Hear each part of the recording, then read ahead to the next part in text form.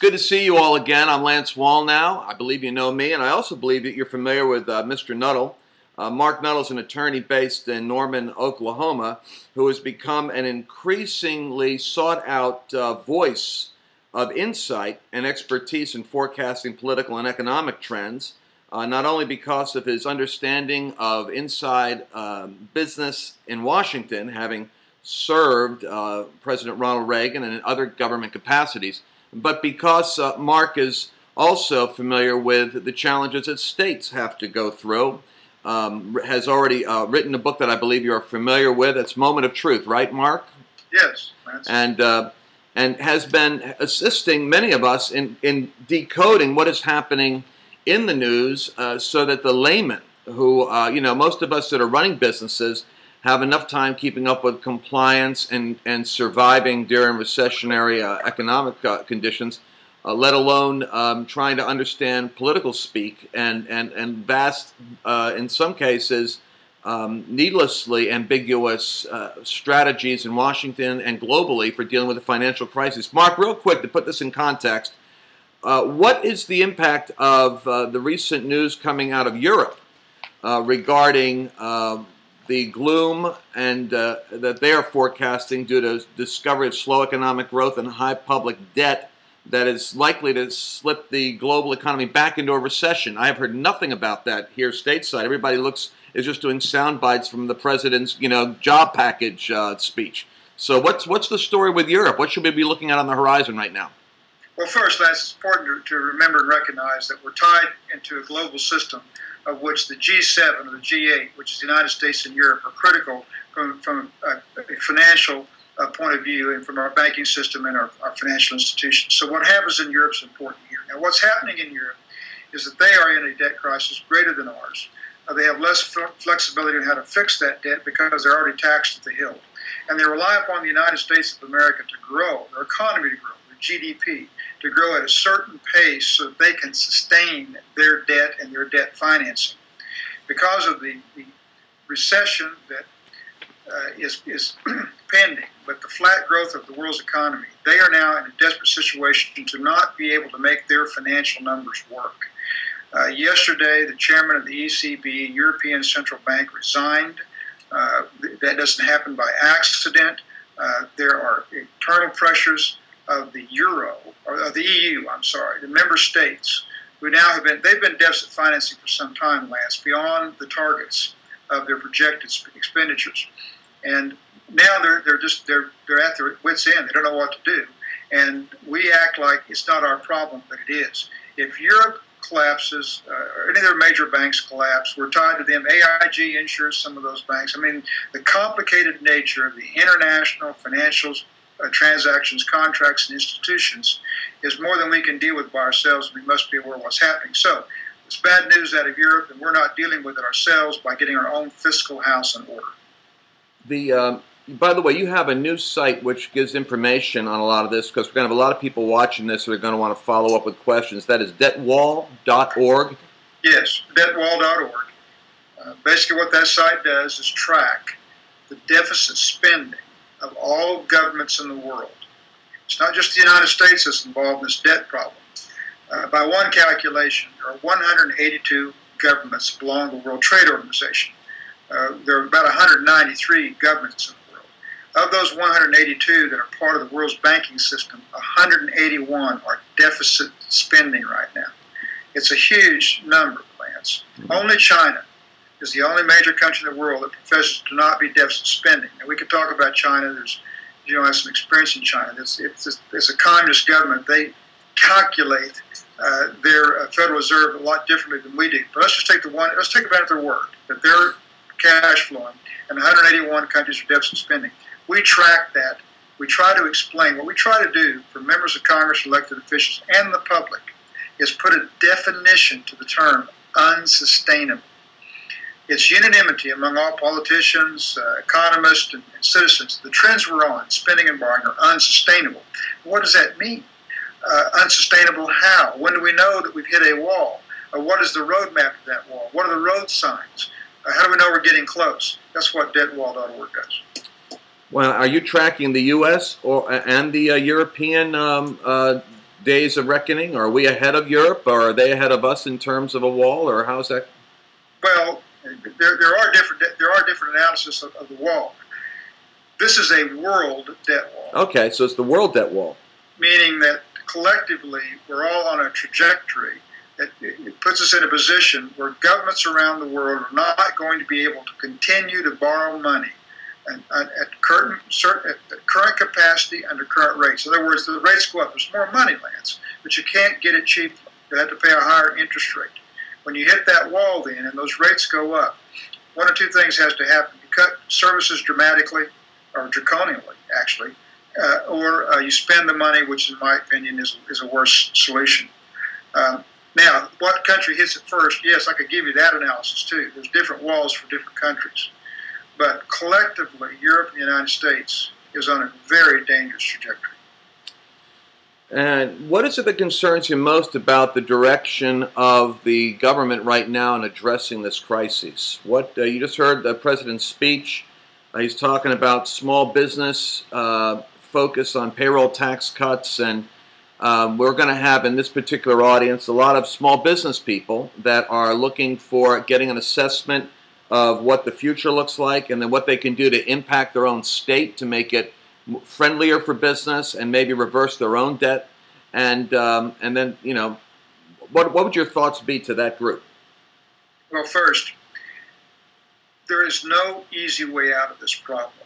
It requires restructure and reform. And by that I mean you can't just cut on the edges and maintain Social Security, Medicaid, and Medicare and deficit spending to the extent we are. If I just kind of put this in perspective, the United States roughly spends $4 trillion a year on $2 trillion in income. Now, depending on if you go to CBO, it's $3.8 trillion on $2.1 in income. That lags the current unemployment benefit rate. Let's just put it roughly, it's 2 to 1. $4 trillion in spending to $2 trillion in income. That's unsustainable, Lance. And some other countries in the world are in worse shape. You can't, I don't know a way to cut the budget by 50% to balance the budget without restructuring the budget. It's just not a matter of cuts. That's one thing to keep in mind. The other thing that the president, not to be critical of the president's speech, I'm not trying to be Republican or Democrat here, or even conservative or liberal. I'm just giving facts about what I call economic physics. If I hold this pen up right now and I drop it, it's going to drop. There's not a thing in the world I can do about it. It's called gravity. And there's cause and effect in economics. And there's certain limits that we can pursue, and then we hit these walls. What we continue to get out of Washington, D.C. today, there's an easy way out of this, that we can grow out of it. So let me give you that comparison also. I have on my website a series of articles called Catch-22, Catch-22 1, 2, and 3, on why if you raise taxes, there's an effect of that the economy, which causes some revenue. You raise some revenue, but it increases unemployment. There's cause and effect to all these things. And the underlying problem is the amount of debt we have.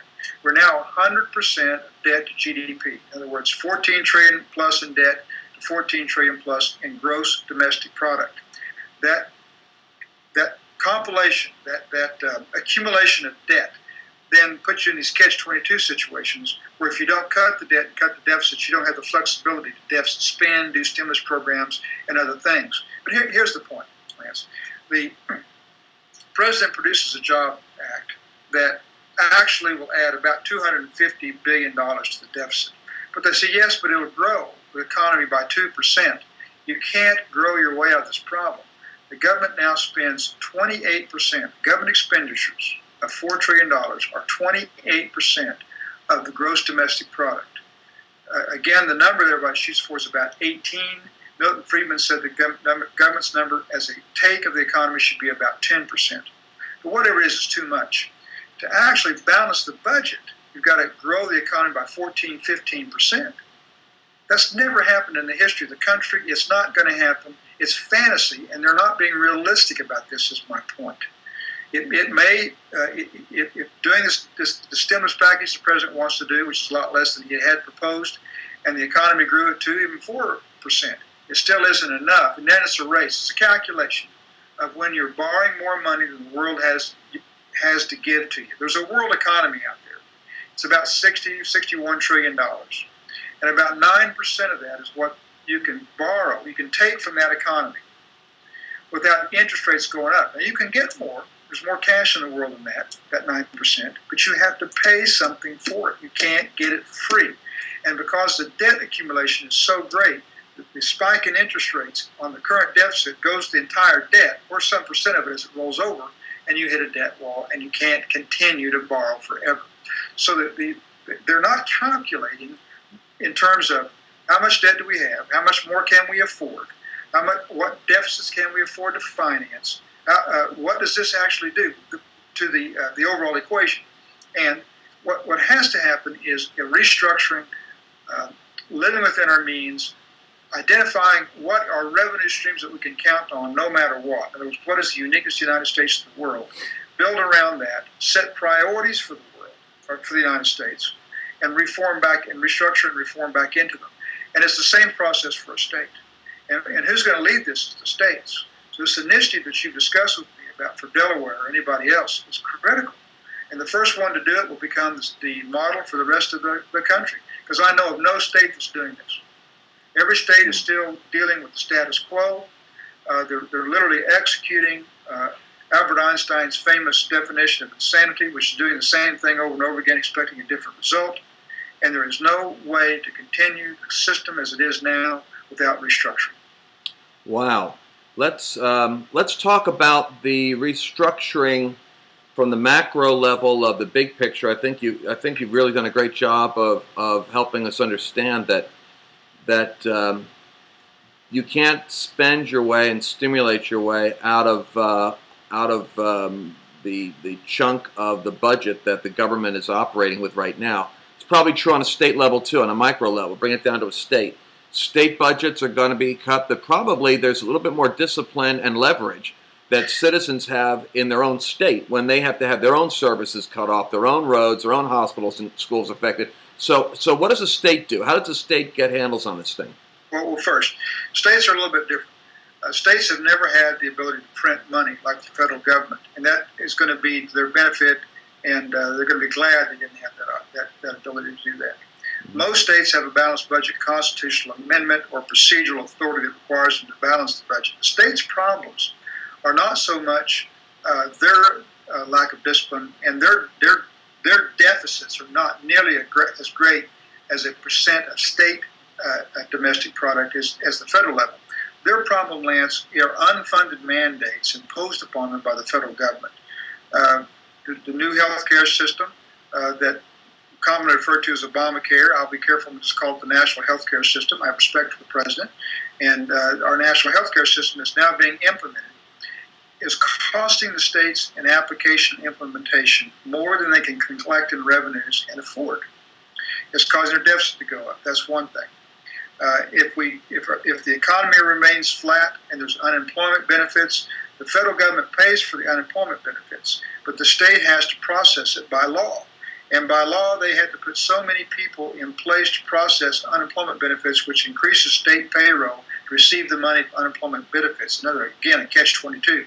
Feds pay for the program, but then the states have extra costs at which they get no revenue to administer it to help their citizens. These are things that are going to have to be reformed, restructured, and sometimes even dismantled. In other words, there'll be less revenue to the states because of the federal government's inability to provide the services at a cost that even the federal government can afford. And now we've got to go back through a process of establishing states through states' rights to take care of themselves, their citizens, their economy as they see fit. The federal government, the Interstate Commerce Clause, has a right, not a right, but a constitutional obligation to help the states perform economically between themselves. In other words, that's why we don't have border patrols and customs at state borders and things like that Europe still has a problem with. But at the same time, they should get out of the way and let the states run their economies the way they see fit. I mean, the federal government literally should not do anything that's not enumerated in the Constitution as their authority. And we're going to get back to that. The state's going to figure out how to do that. So the first thing, if you're asking about a particular state, first thing they're going to have to do is decide what are our unique revenue streams from our economic base based upon who we are as a state or our geographical position in the United States. Like in my home state of Oklahoma, we're an oil and gas and agricultural state. And the oil and gas that we produce in this state is shipped nationwide. And though that revenue stream will go on, I mean, it may get curtailed, it may be lesser, it may be sporadic, but there'll be revenue. And you start building back on that, knowing no matter what happens economically, we need energy. Delaware being on the East Coast and ports and international trade, they got to think through, what does that mean? If Europe can't pay its bills for a while, what does that mean to the state? What are their income streams? And then second, while they're doing that, what are the state's priorities on government services? What has to be funded first? What is critical to the stability of society? And don't look at it across the board. I mean, it's just almost like zero-based budgeting. You start with I got $1 million. What do I do? What's the first thing I do? Then the second million, then the third million, across the board. And then we'll talk about citizens in a minute and how that process merges. But the state is going to have to redefine its priorities and its purpose to its citizens based upon what it thinks it can produce economically from its own means.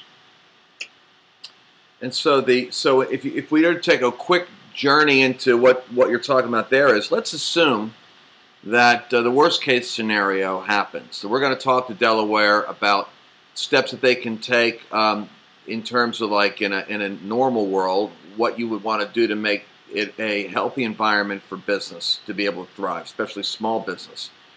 But if something goes wrong and the debt wall is run into, as your clock shows globally, and there's this 9/11, eerily enough, a 9/11 awakening. It's kind of like, trade. We see things going down, and then there's this collapse. When we talk about state priorities, we're talking about what is necessary for a state to continue to function, and that's like water systems and food, hospitals functioning effectively, the elderly getting taken care of, the electricity running.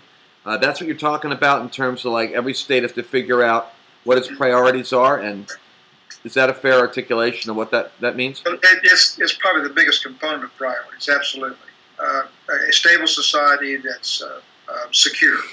And the term security would be food, water, roads are open, and no curfews necessary. I mean, there's no armed, marauding anything. I mean, you feel comfortable in your environment, and you have basic food, water, and certain electricity's on. TV works, there's communications out there, the radio, TVs are all on, and people understand that, okay, I can function. Then the next thing is, okay, then how do you help people begin to rebuild among themselves, or not? Maybe it's not rebuild. There's different levels of this too, Lance. And let's put into context what we're talking about. I don't know that we need to, but when I raised two daughters, and you've got a family, and I had a escape plan for a fire in case it happened. Right. The chances that a house burns in the United States, I think, is 1 in 10,000. That's your odds. But we all had a plan. We didn't spend a lot of time on it, but we thought it through. We knew what window to go to, depending on where the fire was coming from, so on and so forth. Depending on how elaborate it was, we had smoke detectors, and we did it. There are three possible scenarios where society can be disrupted that are measurable, much more than 1 in 10,000. One is a terrorist attack of any kind. It could be regional on the water supply system. It could be a dirty bomber. It could be more serious. Second is a natural disaster, which you've just seen around the world. That caught Japan by surprise. The recent earthquake on the East Coast could have been worse, but a natural disaster. And then the third is an economic shortfall of some sort, and that could be all sorts of levels of that. I'm very concerned about Europe right now. I'm very concerned about the ramifications of Europe and what it means to our banking system, because we've loaned a lot of money to those banks, is my point, and we've insured a lot of debt swaps, which we won't go into today, but a lot of complicated financial instruments that our Federal Reserve are not going to be able to bail out if they all became called at once, called derivatives. Okay. But anyway, there's all sorts of levels of what can happen in an economic cataclysmic event. Now, given that, back to your question, what are the priorities? What I am suggesting is that when people go to my website and say, I get it. These things are real and they could happen. What do you want me to do? And normally what they're asking me is, should I buy gold or something like that? I said, no, that's not what I do. I can help you with that if you want that. But I'm talking about your responsibility in leadership in this country, whoever you are at whatever level. Be prepared for this. And there's two types of preparations, the individual and there's the state. And the federal will be able to help a little bit. But there'll be distribution points from the National Guard and things like that. If it was another natural disaster, by the way, is disease, an outbreak of flu or something where these things are all possible. They're all 1 in 10 chances. Now, in that case, you don't worry about your finances. You worry about 6 weeks of being prepared yourself for everything you would need to do for 6 weeks. Whoever you are in your circumstance. If you've got young children, that's one set of preparation. If you're myself and you're an empty nester, it's another set of preparations. But from medicine to water to warmth to what you would do, to how you would call somebody, how you communicate with your loved ones in a natural disaster, a terrorist attack, or an economic shortfall. What is your plan? That's the most immediate thing you can do. You don't need the state to do that. The state's not going to come in and tell you you can't do that. We're still a free and vibrant society here. The second thing then to do is, okay, how can I become part of leadership? What would you do if an earthquake split your town in half and there was a chasm in the middle of it? I didn't realize Oklahoma's on a fault line, by the way, and that could happen in our state. It's not one of the active fault lines, but there is one in the state. Well, what would I do? How would I become part of the community, help the community come back together? You mentioned 9/11 in New York City. I have every confidence and faith that there are an infinite number, I guess infinite is the wrong term, a greater number of good people than bad. And the good people are immediately going to try to help each other. What you got to do is have a plan so they can. What is the plan? So am I going to go to my church? Am I going to talk to my mayor? Is there a local plan for this? This goes on for the immediate needs while the state is planning for what are our priorities, what are our long-term plans for revenue, how do we help these local communities implement the plan they're designing. And then to your greater question of small business, and that's a long-term plan when we come out of this. What type of economic structure do we want? What's our tax base? What regulations are important to us? What do we believe in from our state philosophy is necessary to provide the environment for a vibrant economy? That's almost a retreat and a seminar in itself. And a lot of that's ongoing. I mean, whether it's tort reform or taxes or health care or good education, those are big issues that government addresses every day. But coming out of one of these three situations, to get it started again so you can address those things with revenue is the state's job.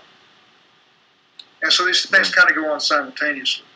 And I think that a state, that there's nothing wrong with having a plan for one of these three things. If this should happen, here's what you do.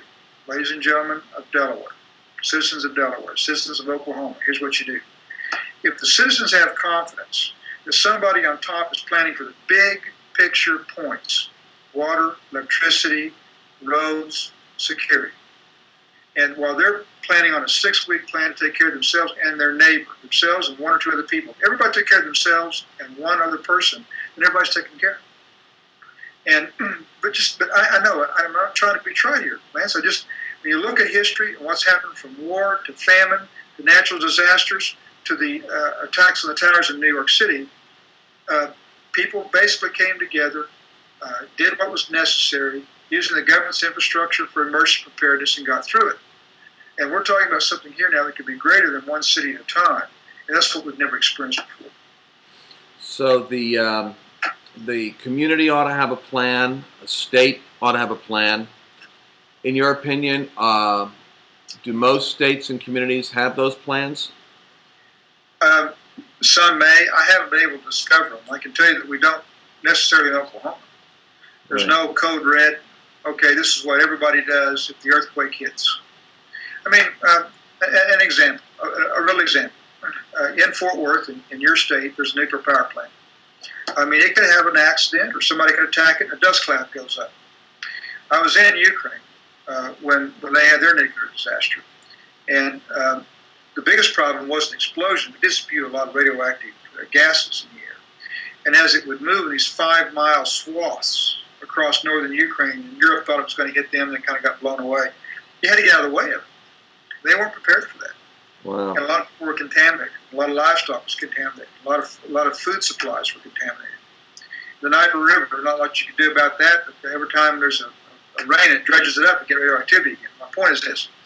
Something as simple as a dust cloud rises in Texas from a natural disaster and starts moving across the southeast or southeast quadrant of Oklahoma.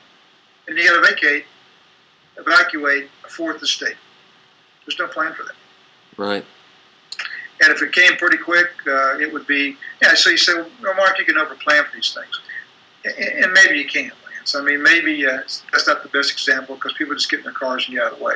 Well, yeah, but like you saw, like even with the hurricane, you get in your car and you might not be able to get out of the way. You might be jammed up on the highway, facing a disaster like that. It's funny you're using that example because I drove through Dallas yesterday. I had to cut across Texas, and suddenly it was eerie. I'm in my own little world, cell phone, driving, talking, and I see signs that are notifying of the danger of the fires we're having in the prairie, potentially interfering with our ability to, to have free access of traffic where we're going. I'm thinking, my gosh, this was a news item. I didn't expect it to actually intercept my life. And I think that's what happens, with any disaster. You're thinking it's happening someplace else. This can't really be happening here. And it does. Well, right. But, I use those examples because I don't want anybody to think that we're planning for things that aren't real. But look, let's get to the point that's really on my heart. I believe that the United States of America and the world have to restructure their federal budgets for government services and how they provide services to the people. Spending over 100% of your revenue in deficits. This is what we're doing.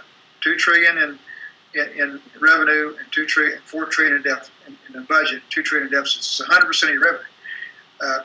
To put this in, and then I'll get back to my point, but put this in context. When I speak to groups, I said, let me just see if we can take the zeros off of it, take 8 zeros off, and it's 400,000 and 20,000 in income, that kind of thing. But let's put it this way. I just say, close your eyes and tell me what in your mind, your budget, your income and your expenses. Don't say anything in your neighbor. Just, you know what it is. Everybody knows roughly. Like, I make this much money, I spend this much money. And it's tough, isn't it? Their eyes are closed, everybody's shaking their heads. I said, now, double your cost. Double. Double your house payment, double your car payment, double your health care payment, double your fuel payment, double your food payment, double it. And everybody's eyes pop open on the same revenue. I said, that is the federal government of the United States of America. And even though they can print the coin, at some point it's unsustainable. So here's the point I'm trying to make. For Delaware and the local communities, we talk about the local communities will never have to face any of these calamities if, in fact, the federal and state government get their act together and go through a transition of restructuring. How would you balance the budget? These are huge problems. You can't, I'm for balanced budget.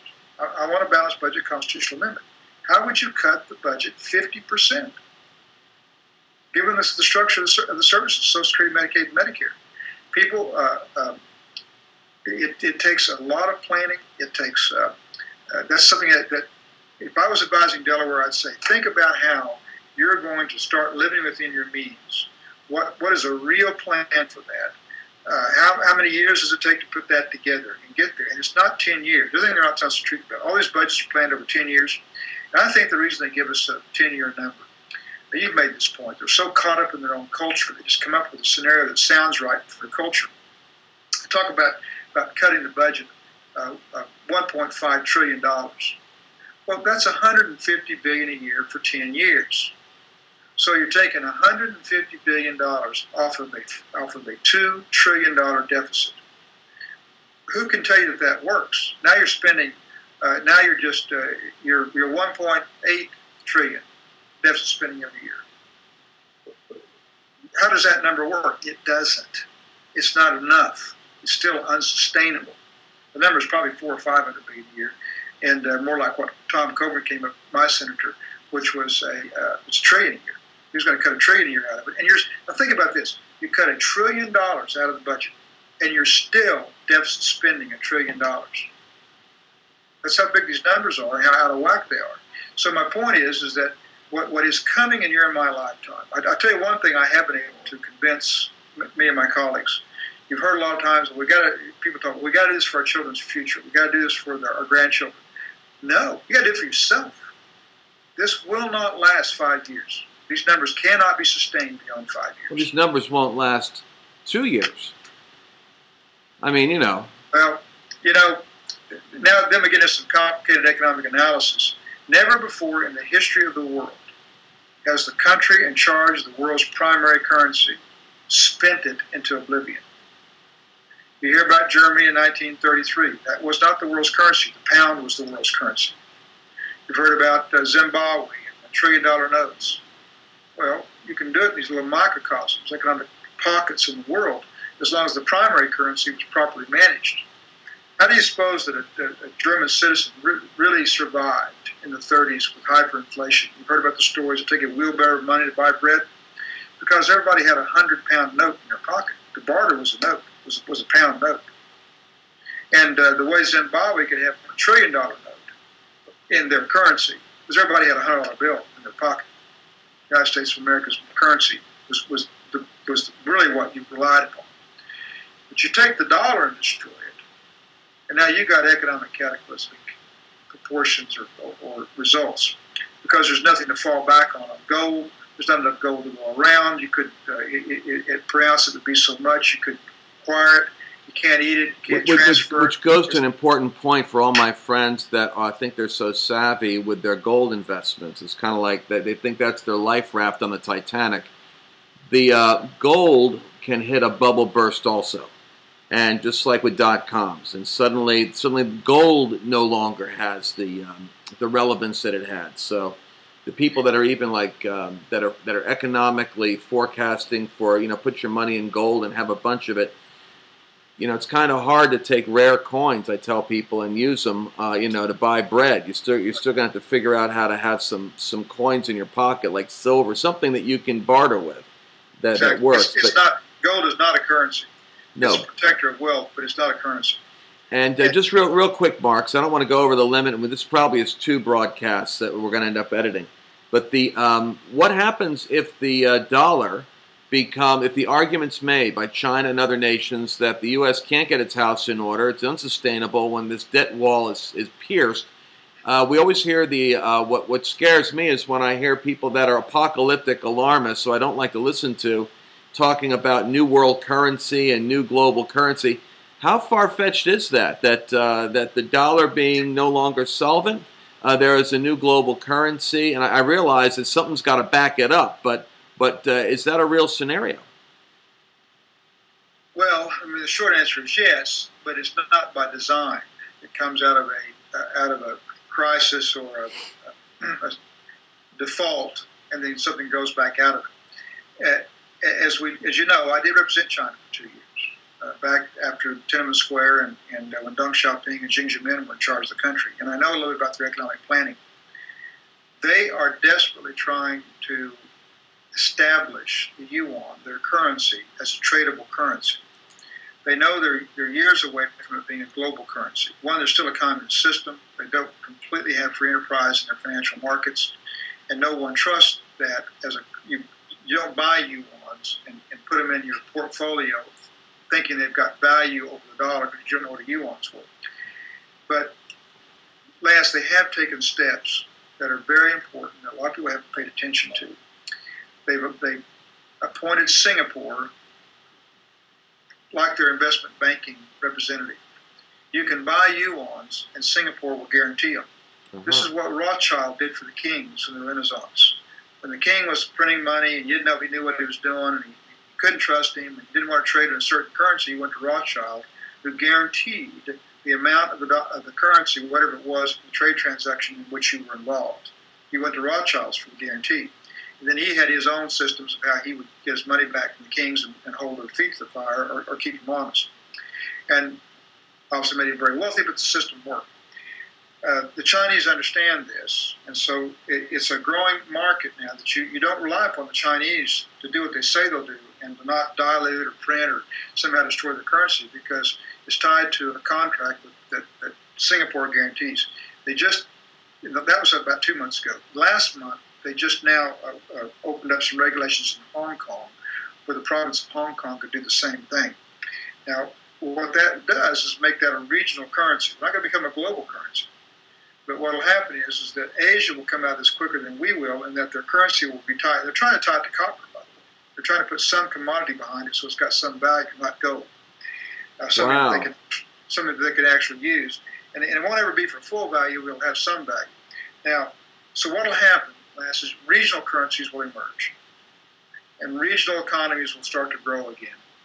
And then out of that will come some sort of a unified system, whether it's a UN global credit that allows you to peg different currencies to something so you'll know when you're dealing with Brazil versus India, Pakistan, or India, Russia, the BRICS, China. And there'll be an economy. United States and Canada will have an economy. But if we destroy the dollar, it will not dictate price anymore worldwide. And our deficits then, we won't have deficits anymore because we won't be able to afford them, because one, we won't be able to finance without the dollar being the world's currency.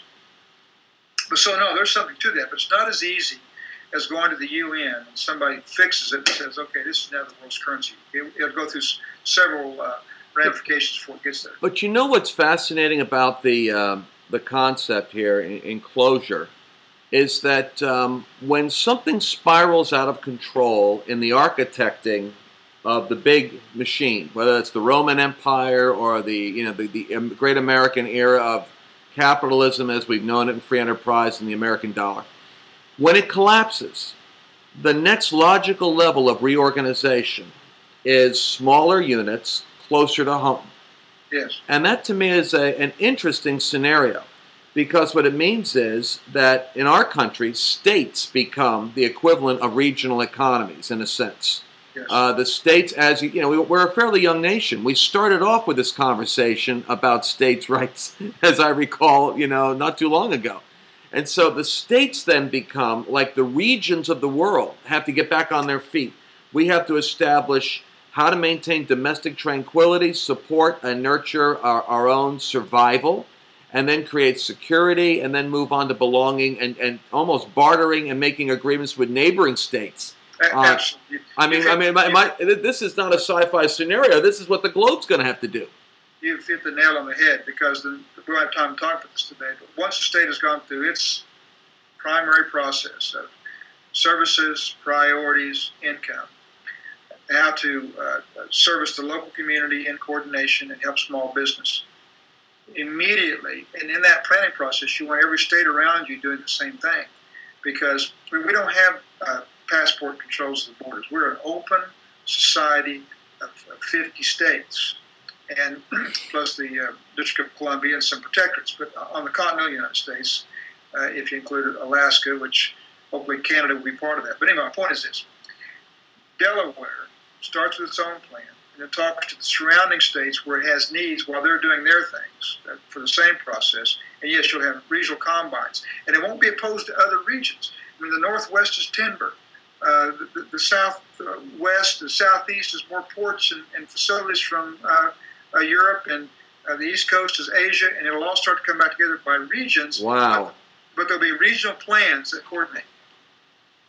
So if we're looking for our unique factor in terms of what provides revenues, the biblical metaphor I've been teaching lately, which makes sense, and being part Jewish, I look at Old Testament practices, and Elijah tells first God tells Moses, when he's stuck at the Red Sea and he's got this army coming up on him, and God says to him, "What have you got in your hand?"